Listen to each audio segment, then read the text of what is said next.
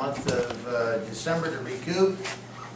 Holiday party time and so on and so forth, so we will not have a meeting in December. But we're delighted to have you all here tonight. Thank you for taking the time to be with us. There's no particular news from the board, although we had a very exciting and very detailed board meeting. There will be some actions coming out of our board meeting, but right now we're not ready quite to release them to the general membership because they're all works in process. They are in progress, what did we say?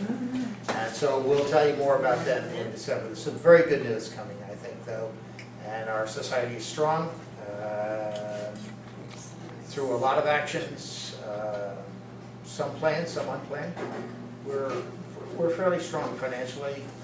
We're not rich, but we have the resources necessary to do what we think needs to be done, at least for the immediate future. So that's a good news report. Let's get right into our program. It looks like we're going to have a heck of a good program right now. The subject's the Millbrook School. And who better to do something like this than a former teacher?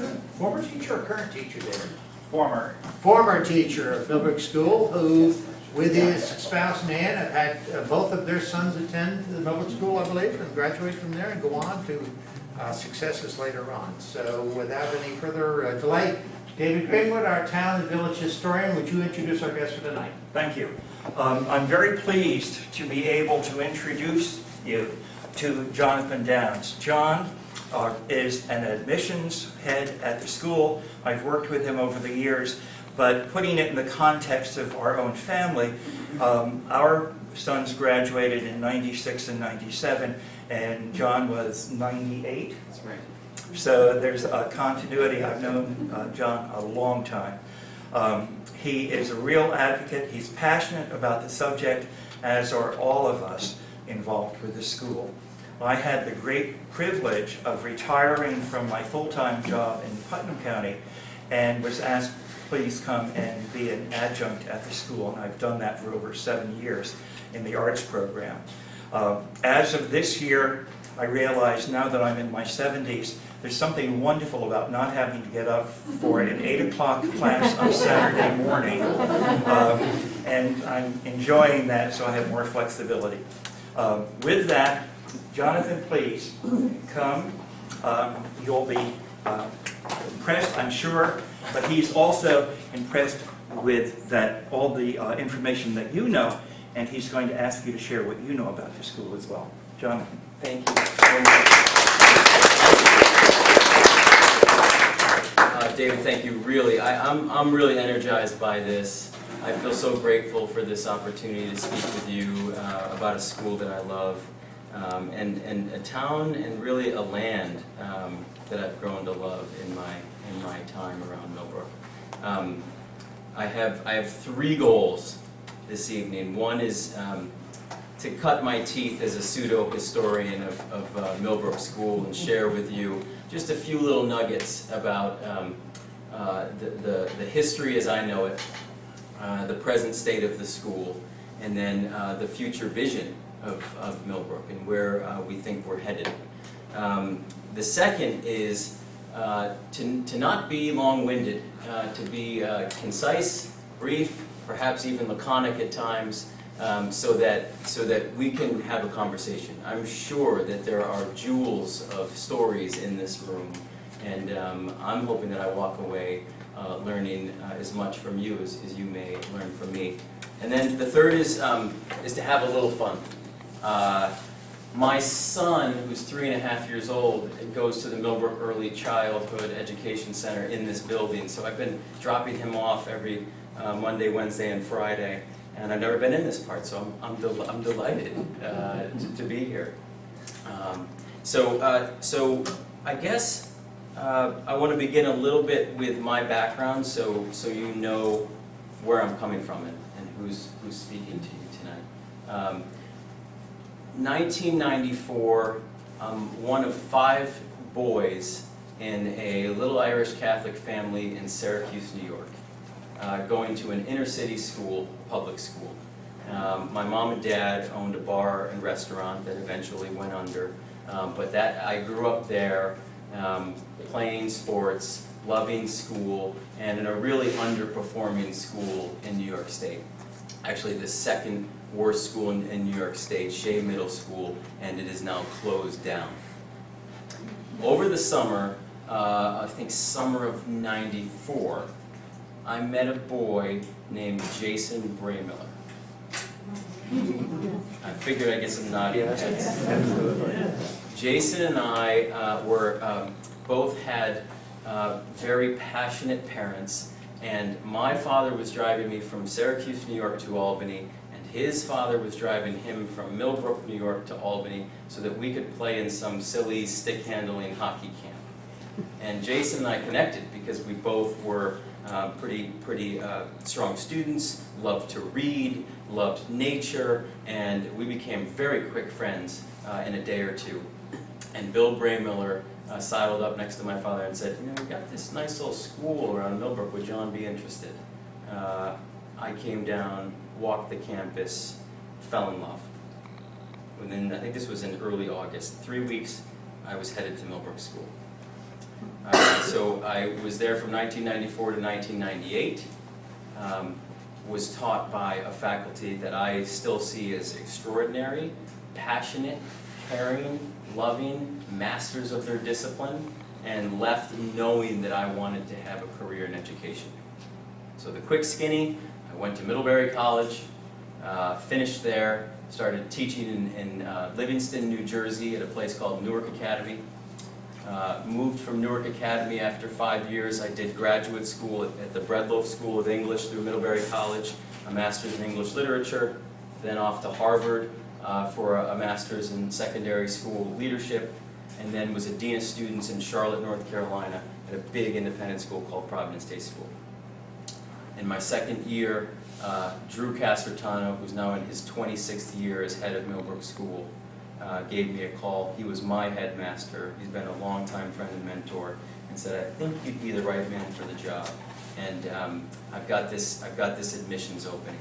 I dragged my wife, who's from Southern California, Marina Del Rey in Los Angeles, has never stepped foot in the Northeast, and walked the campus, and she said, I think I can make this work.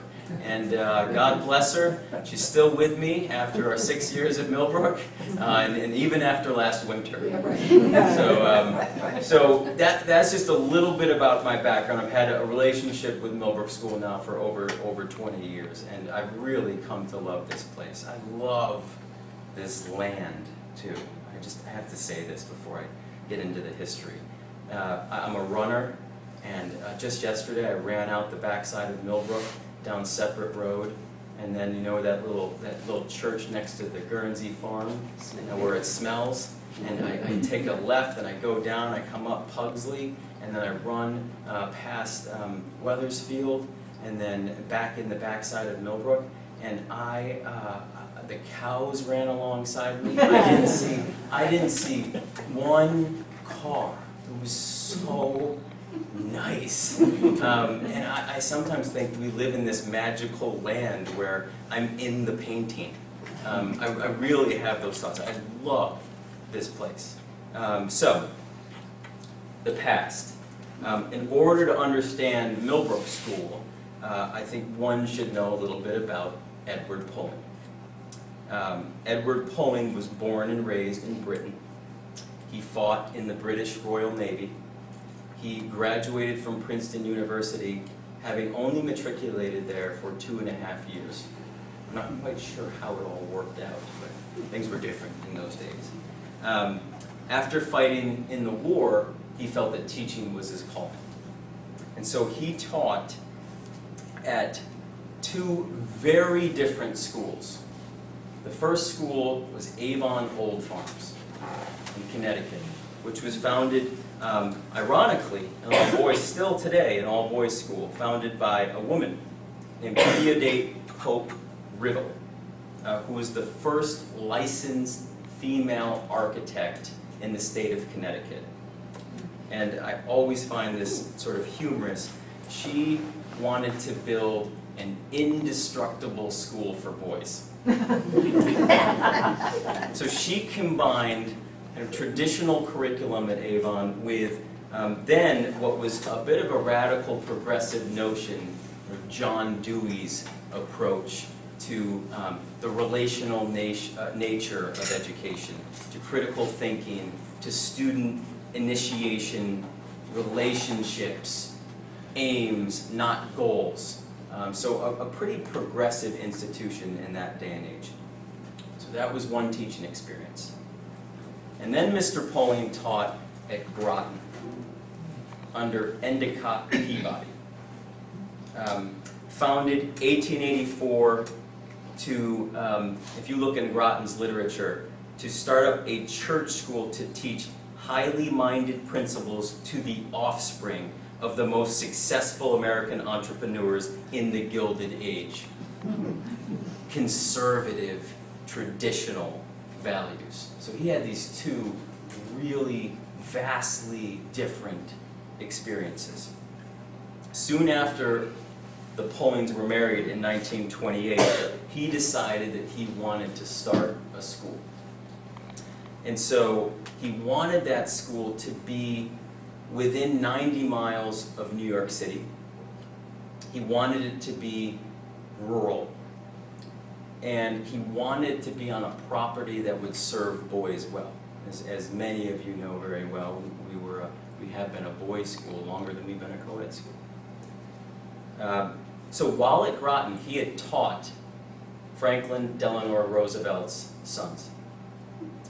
And so he called FDR, who was governor of the state of New York at the time, and FDR drove down from Albany to show Mr. Poling a property on Cream Street in Hyde Park that abutted the Hudson River. And he wanted Edward to start his school there. And Mr. Poling turned him down. And he turned him down for two reasons. One, he was a visionary enough to see that he didn't want suburbia to encroach upon his school. He didn't want that to be an issue. He wanted land. He wanted farms. He wanted the boys to be able to skate on ponds, to ski down hills. And two, maybe a more important reason, he wanted no political affiliation. He wanted the sons of Republicans to come to his school. So the Polings, Mrs. Poling's childhood friend, Betsy Flagler, convinced them to take a look at Millbrook. And they knew a man named Bonnecue who had bought the old Stevenson farm to hunt. And Mr. and Mrs. Poling walked that land with George Whalen's grandfather and decided to purchase it for the school. Who we were in 1931 is very much who we are today. There still exists this great tension. If you come onto our campus and you walk through our buildings, you talk to our kids, this great, healthy tension of conservative traditional education and progressive values, right? We're classic liberal arts, yet we're the only school in the world crazy enough to have a zoo, where our boys and girls get to take care of all of those animals that I'm sure many of you have seen. Our motto, Edward Poling's motto, and as many of you know, our school was really built on service, which is a part of this tension. Not for oneself, but for all. He knew, and again, really visionary at the time, that most teenagers think that the world revolves around them. I don't think, as our world changes and we have the gadgets and gizmos and cell phones and web pages and all these new things and robotics and engineering and that infiltrate our high schools and even move down into our primary schools, the human condition doesn't change. It doesn't change. So that internal conflict of adolescence, that I think the best word to describe it is sophomoric, that sort of wise fool, that wrestling of am I a child, am I a adult, that is still the same. And so Mr. Poling wanted to have a school where he could teach traditional values in education and give his boys meaningful responsibilities with logical consequences that would actually be imposed upon them by their peers. So he had the sons and daughters of families coming up from Fifth Avenue and Park Avenue and very privileged backgrounds, working on the farm, which John, you were telling me a little bit about tonight. So to this day, these things remain true. We're a school where every student is known by the faculty. Our headmaster, Mr. Casertano, knows every single student, not just by name, but what makes them tick. You know, does he need a hug to be motivated? Is he motivated by fear? And then I'd say where every student feels valued. Not many. I often talk to audience and say, how many of you would really love to go back to being 14 and 15, those high school years? Not many say, oh yeah, that would be the golden age of my life. So what we've created is a service program so that every student on campus has a meaningful responsibility. So you may not be the star hockey player or thespian or dancer or budding artist that everybody knows is off to RISD or Juilliard. You just may be that really nice boy or girl who's trying to find his or her way, and guess what? You get to take care of river otters or red pandas or snowy owls, and there's nothing more real than a living being. So that element of feeling needed in high school is still very much a part of who we are. Just to talk a little bit about some of our programs, our art programs are as strong as they've ever been. I don't know how many of you have been through the Holbrook Art Center for gallery openings or performances. At little old Millbrook School, we opened up with 316 students this year. Our enrollment's as healthy as it's ever been. We have 34 different art classes in high school. That's incredible. Our athletics are really terrific because we're competitive at a varsity level. We have students that go off and play at the college level. But we also have teams where if you just want to try a sport, you can. If you want to try squash for the first time, play soccer for the first time, high school is the time to do that, to explore, to discover. Many of you probably, as you read and hear about high school experiences, so many places are making kids specialize at a really young age, to be an engineer, to be a soccer player all year round, to just work on their art portfolio. And it was important to Mr. Pulling, and it is important to our faculty today that we still educate generally at this level. Plenty of time in life to hone in on specialization. So that well-rounded liberal arts education is still very much a part of who we are. Just a little bit of modern history. So I'm going to take it from Edward Pulling through a little bit of a revolving door of headmasters to the Abbott family. Many of you may know we're very much a part of this community from, I think, 1976-ish to about 1990. And then to Drew Casertano's arrival. So over the last 26 years, what's happened at Millbrook School? In 1990, we had an endowment of about $1 million. Today, we have an endowment of about $35 million. In 1990, our student body was about 150 students. Today, we opened up this year with 316. A faculty of about 30, and now a faculty of 70. Our plant, as many of you have walked around Millbrook School, has quadrupled in size. So you've seen the original structure of the campus with the chapel facing west, and then schoolhouse and Case Hall creating the south part of the quad, what we call Guest House and Clark Hall creating the north part. We've added a math and science center. We've added the art center, the athletic center in 1996 and 97, the new zoo parking lot, the renovation of our barn, which I should talk about in a little bit. So the plant has quadrupled. and the school is in a state where it's never been as strong. Our selectivity, we get about 700 applicants for about 100 spots. And we're seeing students come from all over the world, all over the country. I joke, and if any of you are real New Englanders, I have one student from Boston, I have 11 from San Francisco. I have more students from Ghana than I do from Boston. So we have 24 states, 19 countries, and so there's a real kind of ethnic and cultural richness to the school right now. And this year is the first year that we have been exactly 50-50 boys and girls. So it's about equal 50%. So the last 26 years, a lot has been happening at the school.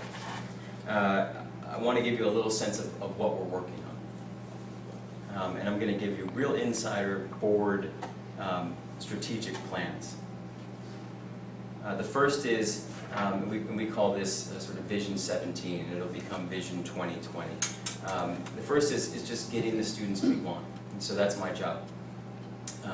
And that's locally, that's across the Hudson Valley, and then in the country, and then globally. So I have visited in the last 2 years 100 plus K through 8 schools, meeting with headmasters and principals and secondary school directors who help place students into school, getting to know those schools, building relationships. I have a team of 8. On any given night, we could be anywhere in the country. Last week, on Wednesday, we had people representing Millbrook in Aspen, Colorado, the North Shore of Chicago, in Winnetka, in in West Palm in Florida, and then at a local fair here in Hartford. So I've got my office all over, bringing Millbrook to the people. And then we've got students flying in from all over the country and coming in locally to visit and explore and look at Millbrook School as an option. So the first thing is that's on our mind is getting the students that we want. The second is what we call our covenant with the faculty, which is a very aggressive, strong word, covenant. But what it means is that we're going to take care of our faculty and they're going to take care of us, that we have very high expectations for their own growth and development in the disciplines that they teach and beyond. So we have now a really substantial professional development budget for our faculty so that they can grow, they can take master's programs, they can work on PhDs, they can go off to conferences to learn about the latest and greatest in education and teach our students well. But also that we have very high expectations for what they're going to deliver. So that's what we call our covenant for the faculty. We have almost 90% of our faculty live on campus, and the few that don't, we rent some properties around campus so that they can be close. The third thing on our mind is that the school is physically fit, and as you know, we've done a lot of building. We continue to do that. We are ahead of schedule for a new 400-seat dining hall, which you see in this visual here, and this visual here. If any of you are familiar with campus, this is the back side of what we call Prum Hall. This faces north towards, if you look this way, it faces north towards Weathersfield. And this is all brand new addition that will allow our full student body and all of our faculty to be able to sit down at once. The original dining hall in Prum, actually the original dining hall was in Mr. Poin's living room. But then in Prum was built for a school of 150 boys. And so now, if you go to lunch at Millbrook School, it looks like the LIE at 5 o'clock on a Friday coming out of New York City. So we're in need for that new space, and that'll be opened officially in August of 2016. We have projects in the works around faculty housing, so building more faculty housing so that we can bring the faculty who cannot live on campus right now because we haven't grown in that dimension, but to bring them on campus and so that we can house their families. We are, if any of you are on the town board, this is a plug, we desperately want to renovate our mill, which is the oldest building on campus. It was built in 1862. We have it fully funded. It sits right next to the stream, and it will become a zoo entrance building, an education building for all the visitors to the Trevor Zoo. It'll house our sustainability coordinator, and then will be a proper entrance, as well as a little store for our zoo. So I think that's pretty exciting. And then we're going to do some classroom renovations in what we call our schoolhouse as well. So being physically fit, continuing to have a place that's buzzing with intellectual endeavors and pursuits, and what we call this is life of the mind, and this is very much connected to our covenant with the faculty. Being a more financially stable school, so we have a $35 million endowment. We would like to move that endowment towards $60 million. And we have, you might ask, how have we paid for all this? We've had a silent capital campaign over the last 5 years, $65 million campaign, and we are $52 million into that.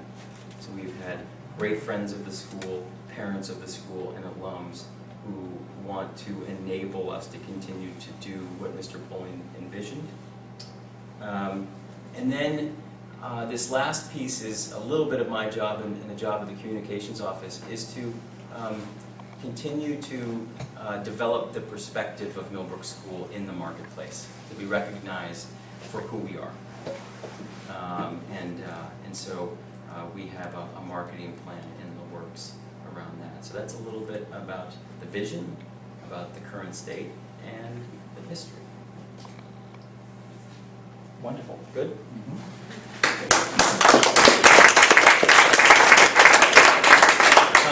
I would love to hear any questions you may have, but I also would love to hear any little nuggets and anecdotes that you may have about Millbrook and its people and your relationship with the school.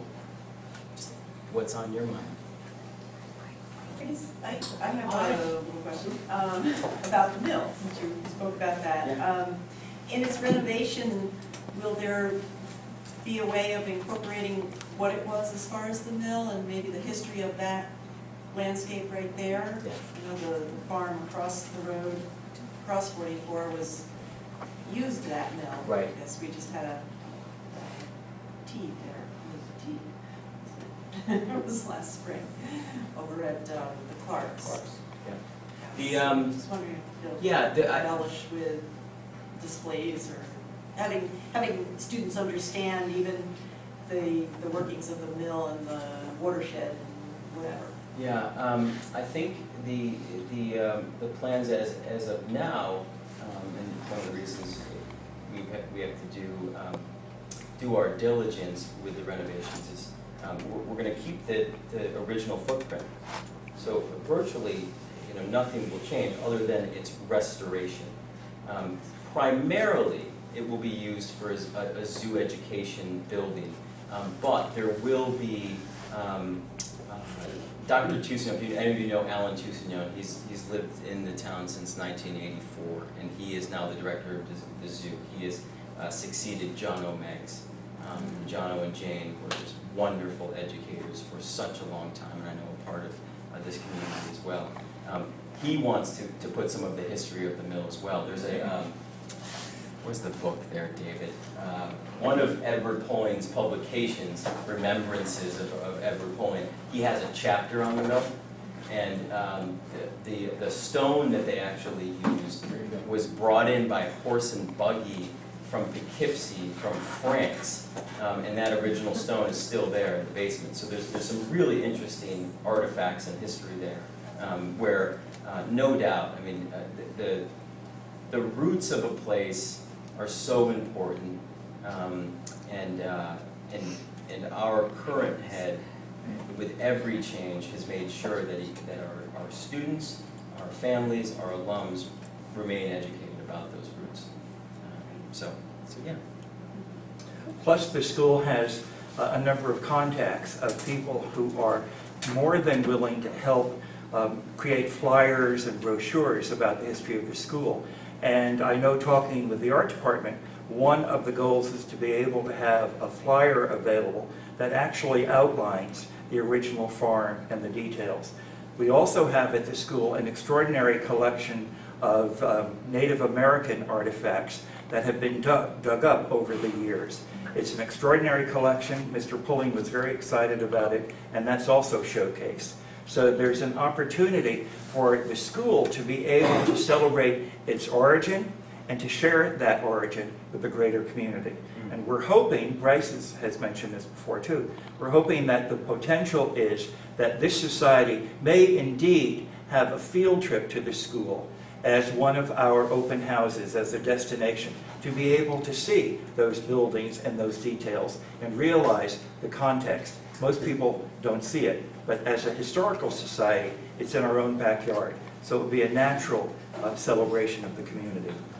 We'd love to have you. Yeah, I would mention in the spirit of the farm too, that that's sort of resurrected at Millbrook. Really, it was the primary service opportunity for the boys when the school opened.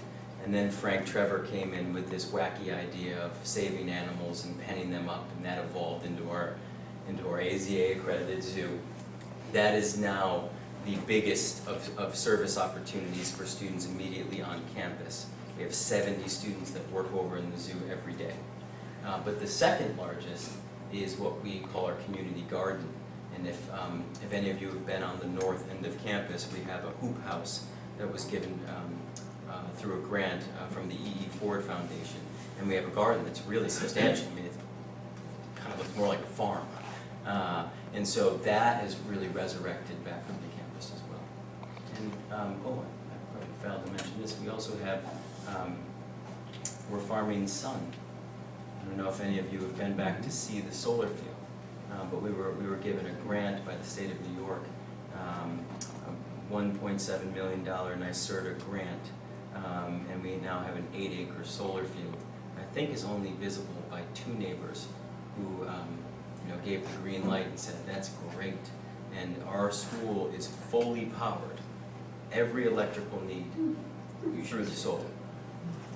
And some, actually, we feed back into the grid. So the long-term benefits there is that we are feeding Central Hudson more electricity than we need, which brings our electric prices down. And if you can imagine or envision 8 acres of panels, and as you come up to the site, you don't see it, and suddenly you go over a crest and there it is, 8 acres. It's breathtaking how extraordinary it is. And I guarantee if we have our field trip, you'll see that. It's in our own backyard. Most people don't even realize it, but it's another celebration. Well, we like to say we were working on sustainability before sustainability was cool. And one of our ambitious goals, really ambitious, is that by 2020 we will be carbon neutral. In order to do that, many of our buildings run on geothermal heating and cooling wells, and we will have to retrofit some of the old buildings, which will be take some time and cost, but we're headed in that direction, so it's a good thing. It's not bad to be ambitious with those sorts of things. What else? Other questions or? John, is this the ideal student body size that you were aiming for, or is there any thought of expanding beyond where you are now? Oh, you'll give me a heart attack. No, we're breathe deep. No. This is where we want to be. And we've given this a whole lot of thought. Let me just talk about a couple of reasons of why. First, it's so important. You heard me talk about creating an environment where every student is known and feels needed. Which is so important for students at a high school age. And in our thinking and the studying that we've done, this size it still can be done. It's kind of as big as we can be, to have all the mainstream programs that we like to have, but small enough to still do what we want to do. Another way of answering that is, it's really our niche in this marketplace. So I don't know how much all of you know about the boarding school world, but our biggest crossover competition is Berkshire, Westminster, Suffield, Pomfret, Northfield, Mount Herman, Kent and Hotchkiss, mostly because of proximity. So in New England, there are very few schools that are right at 300 that are supercharged and healthy. And our niche is that. And I think if we got bigger, we'd just be another Westminster or Suffield or Berkshire. And this is one way we can differentiate ourselves. So no, and we've steadily climbed towards a vision. We're hitting the plateau. This is right where we want to be. Do you have any day students? I know at one time, in the 90s, I used to know 1 or 2 boys who were day. Do you still have day students? We do 50. So 50 of our 316 students, that is 50, are day students. And I sort of take my gloves off with other schools and say we've got the best day student program in the country, because all of our day students are given a bed in a room, so they're affiliated with the dorm. They can stay overnight, and a lot of things happen at boarding schools at night. Good things. We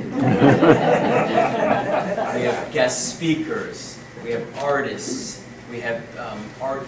Tomorrow night is an arts night where all of our students perform. So formal dinners on a Thursday night, chapel talks by students that lead into formal dinner. And so that allows our day students to feel really included. It's not a great business model. A boarder with a little higher tuition helps the revenue stream a little better. But it is a way for us to be as inclusive as possible. So we still. We used to have the opportunity to go to performances at the Mill Theatre. Yes. Do you have many of those, or do you have any of those? We do. So we do a Could you fall. repeat the question? Sorry, the question was just performances in our theater. Are there opportunities to see performances? And there are. So we have every fall we do a play, usually a drama, sometimes a comedy. In the winter we do musicals, and then we have arts nights through the year as Do well. you have ways to maybe publicize that? We do. Do any of you get the publications when we have art gallery openings? Yeah. And even before I taught there, of course. But if you provide the names, you can be part of the mailing, Yeah. and you'll be. If you're interested, we'll exactly. It really is wonderful. So it's not all on the computer, for those of us who aren't computer. This is hard copy. You get the paper, Yes, the Yeah, old-fashioned you get the paper. We're doing the paper. paper.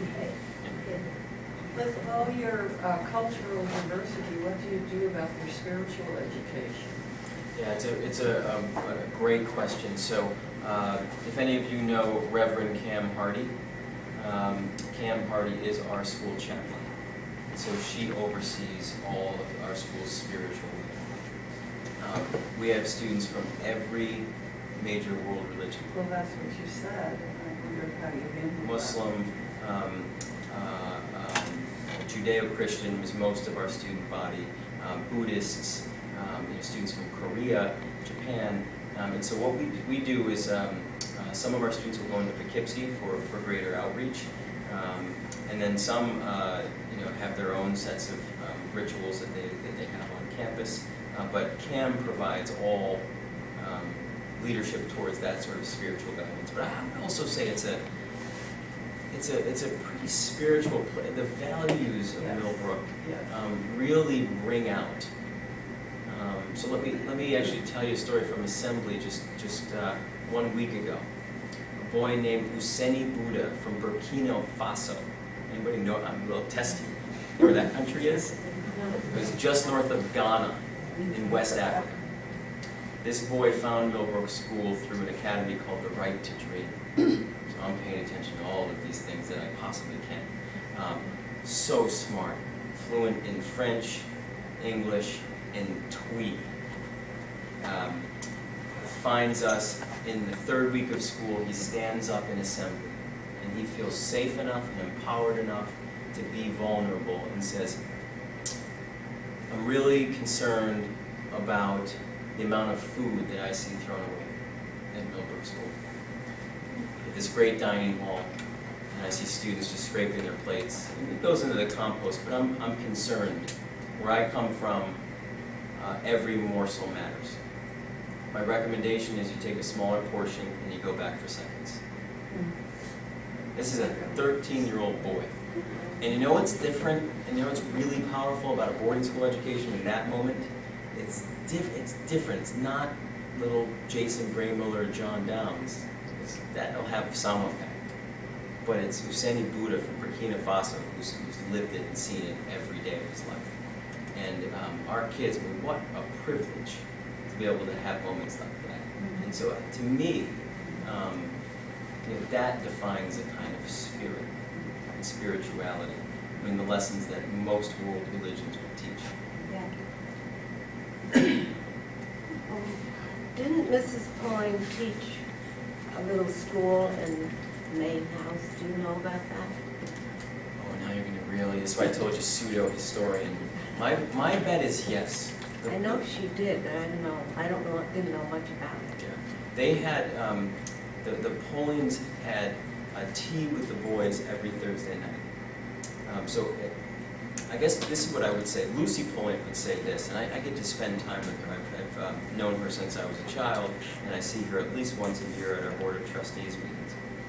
That her parents envisioned a school where every part was a classroom, and they were both such big figures around the campus. So that was not only teaching reading, writing, arithmetic, and the foundations of education, but teaching the boys manners, how to shake a hand, how to look someone in the eye, how to work with another boy when you have a conflict, how to live properly with one another. So he in boarding school affords the opportunity to teach in that manner. His living room still hosts all of our faculty meetings. We pack all 70 people into what was the Polling's living room. And he had tea there Thursday nights. He taught lessons there. He had 4 meetings. So, yeah. You know what else Mrs. Pulling did? She believed that every boy should have a birthday cake on his birthday, not when he got a chance to go home. And the boys would come over, and she'd have the birthday cake and tea. We'd have up the big silver teapot and teacups, and the boys were all dressed up. It was so nice. The reason I knew the Pullings, and I love them, for some reason or other, I wouldn't be able to do it now. I wouldn't have the nerve, because I was quite young then. But through a friend of mine, I cooked their dinner 2 nights a week, so that the other nights they spent in the dining room with the boys. And I cooked their dinner. And I can remember doing a fruit cup, and I peeled the grapes and took the seeds out. And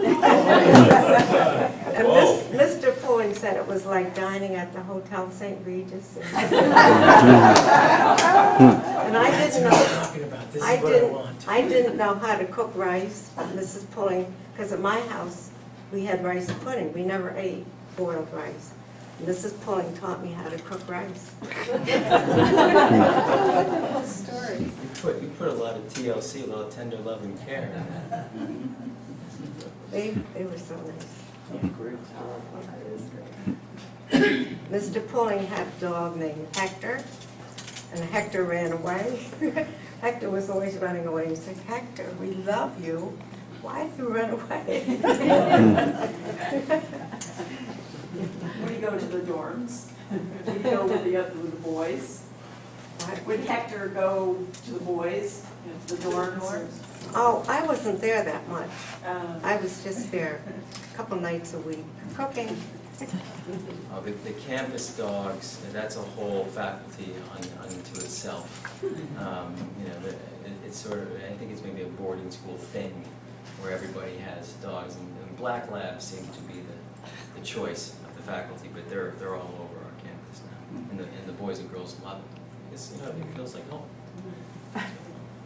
You say they volunteer, have to volunteer, and a lot of them at the zoo, but I know they used to volunteer at hospitals in the Harlem Valley and that kind of thing. Would they still manage to go up did they go to Lower East Side in Manhattan or something like that at Christmas time? Taking where there were a lot of homeless people? Yep. Do they still do that? Yes, they do. So the question was, in the spirit of service, what's the outreach off campus? And so this is where Mr. Pullen's vision was so brilliant. You can see what's in front of them. And so the community service program on campus is designed so that they are real responsibilities that need to be done, and if they're not done, there are consequences imposed upon them by their peers. And so that makes them feel valued, and they understand that giving back to a community matters. Then we go kind of locally, and we work in soup kitchens in Amenia, in Poughkeepsie. We do a thing called midnight runs. We have students that work down at the, if you know the farm that does rehabilitation for abused dogs. So they work over at that farm. The year that Sandy hit New York, we were in New York every weekend. So we do things in the Hudson Valley, around Millbrook, Amenia, Poughkeepsie, sometimes New York City. And then we go global. That's one of the interesting facets of just transportation these days. We have a long-time relationship with an NGO in Guatemala that works with families who scavenge at the dump in Guatemala City. So we've been going there for 10 years with groups of students. We've been in India the last 2 summers, in Ghana, and then this summer we'll go to Cambodia. And actually this is a somewhat local story as well. A Millbrook grad who loves Millbrook and has spent 30 years of his life giving service to Cambodia. And you all are likely know the history of the Khmer Rouge in Cambodia in year 0 and some of the horrific things that have happened there. Has spearheaded a trip for Millbrook to go work at an orphanage that was funded by Libet Johnson. And to work with students who, or children who, it's the darkest corner of the planet, children who were abandoned and trafficked by other human beings. So our students are going to go over there, work in the orphanage for 10 days, and then work with Cambodian Living Arts, which is an organization that's trying to restore some of the art and culture that was lost when the Khmer Rouge devastated the entire country. So we go globally. On the community service aspect, my husband graduated from Millbrook School in '73, and I really think that's where maybe a lot of his community mindedness came from. At that time, he was doing meteorology. He had to report the weather, I guess, to another outside receptacle. So he loved that. And so since we were married, I always heard about Millbrook School community service and what students do. But I'm wondering how that compares to the other area schools, the other area prep schools in New England, really. Is it really, there's a lot more going on in community service now, but it's a very strong guidance from Millbrook School, isn't it? Yes. I'm just kind of wondering Yes. how it. So great questions. Having taught in 2 pretty high-octane independent day schools, community service is just a trend. And so many schools just jump on board. And so many, I worked at 2 schools where it was just about hours. How many hours do you put in? And what we say is it's really service learning at Millbrook. It's learning how to give back be a part of a community, be held accountable, and hopefully, through a set of growing values, become activists, not charity, not cultural tourism, not go over and work with kids in Cambodia and just feel better about your life. Not that.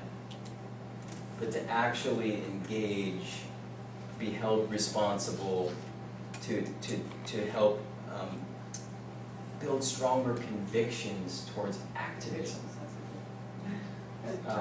Yeah, and so I think we stand out. I mean, we've been doing this a long time and have really refined programs and values. So much so that if you look at our academic schedule, there are 4 community service periods during the academic day throughout the week.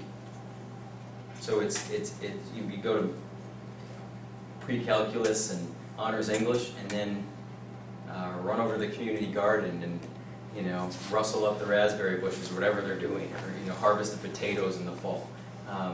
And so that's actually why we're not a coat and tie school, because they've got to work during the day. So it's we value it so much that it's a part of every day. It's not a stamp it, we've got this many hours. Right. Not that kind of program. Let's go carbon free. So most schools do some level of community service, but I think we're as strong of a program as you. And it really came from Edward Pulling. I mean, it really started right there, right, the whole basis. That's it. That's it. To give boys meaningful, real responsibilities so that they feel like valued members of their high school community. Because most of adolescents, you don't. Most adolescents want to have a voice. They start puffing their chests. They get rebellious. And so when you empower them with something, they can have a profound experience. Let me interject. I had promised John and also Stan that the program would be basically over by 8:30. And guess what? It's 8:30. So I encourage you, if you have any individual questions, to talk to John about it. We've got the reception, we've got a facility there, we've got drinks and so on. Take advantage of it. And once again, thank you so much, John. My pleasure. For coming.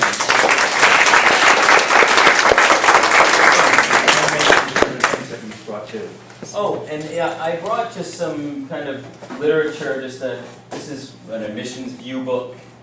Some cards about a variety of programs, and then we publish a magazine for alumni and parents, and this is past, present, and future of Millbrook School. So if I did a lousy job, just read this. Okay,